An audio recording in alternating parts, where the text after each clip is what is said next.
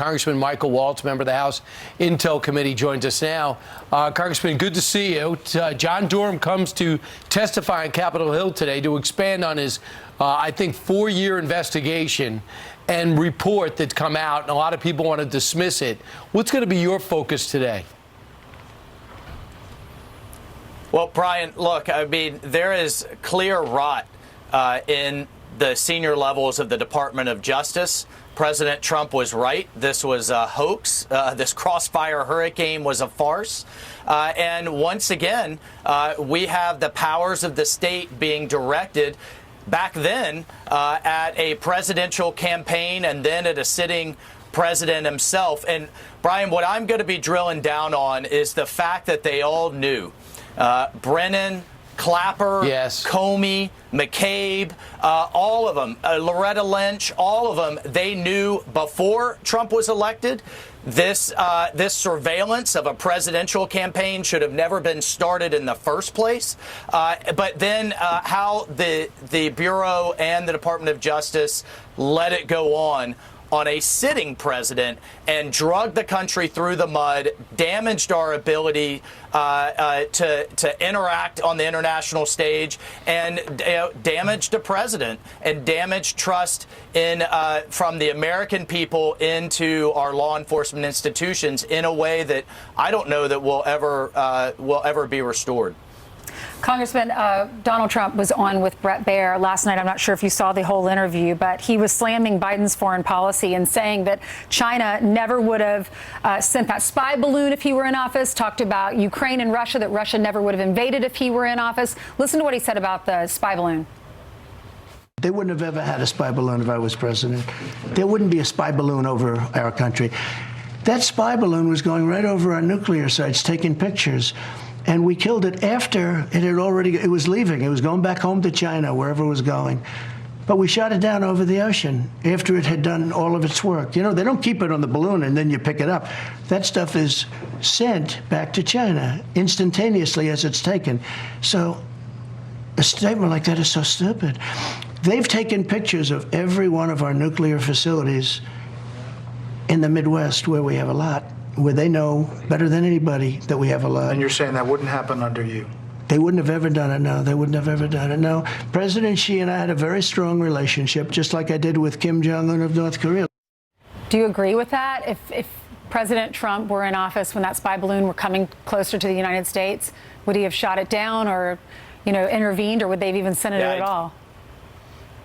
I do, Ainsley. I think it would have been shot down over the Pacific Ocean, not the Atlantic. And it certainly wouldn't have been allowed to linger over our missile silos, our nuclear command and control center, and a stealth bomber base for 5 days. Because I think, what President Trump is speaking to is right now our adversaries don't believe that there's any consequences for their bad actions. In fact, our adversaries have seen time and time again under Biden, they get rewarded for their bad actions, from the Colonial Pipeline hack, and Putin gets a summit with Biden afterwards, to what we're seeing right now with Blinken in Beijing, after harassing our ships, our planes, breaking into our bases, putting spy bases in Cuba, the spy balloon.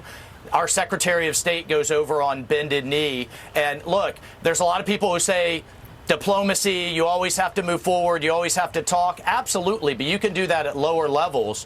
When you see our Secretary of State going the way he just did, that actually invites aggression. President Trump knew that deterrence kept the peace, and that our adversaries believing there would be serious consequences to their interests under his watch was how wars were prevented during his time as president. Congressman, let me ask you one more why on that question. So President Trump suggests under his administration there would have been no spy balloon. He's also suggested there wouldn't have been an invasion of Ukraine by Vladimir Putin. You agree, at least on the level of the spy balloon, that it would not have happened. The because you gave us is because the world responds to perceived lack of consequences. So the one more why I want to ask you is, why do you think China thinks there will be no consequences? Do you think they think this is just simply a weak administration? Or, in fact, is there some knowledge that the President of the United States, it's hard to ignore that there is an investigation into whether or not he's been compromised by previous pay-for-play deals in Ukraine and perhaps in China. Do they think, they'll not do anything because he's on our team?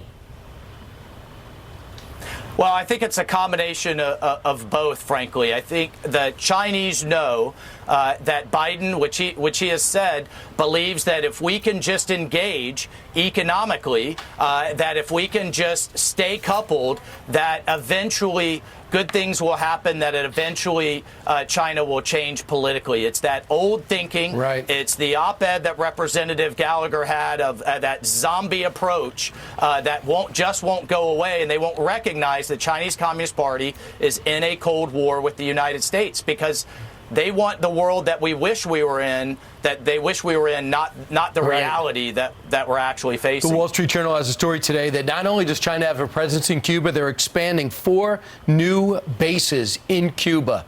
Why would we allow that? And their comeback is, hey, you have bases in Taiwan, we're going to put bases in Cuba. Number one, it backs up why we didn't support the revolution that was taking place there a couple of years ago. And Right. number two is we're just That's right. allowing to expand. They're daring us to do something. Look, you guys, you've nailed it. You're hitting the nail on the head. I mean, at the end of the day, this is our adversaries smell weakness in this White House. They are going to continue to push and get as much as they can. We need a new Monroe Doctrine. We need our adversaries to feel consequences.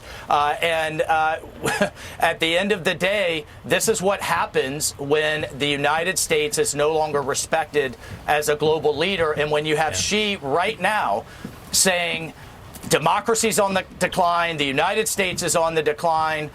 Capitalism doesn't work, and you better side with us and not them. Meanwhile, it's them that's their economy is the one that's sucking wind right now, underperforming in almost every aspect. Unemployment at 20% from 18 to 35-year-olds. They're economically vulnerable, even though they're giving out the different air, let's say. Yeah.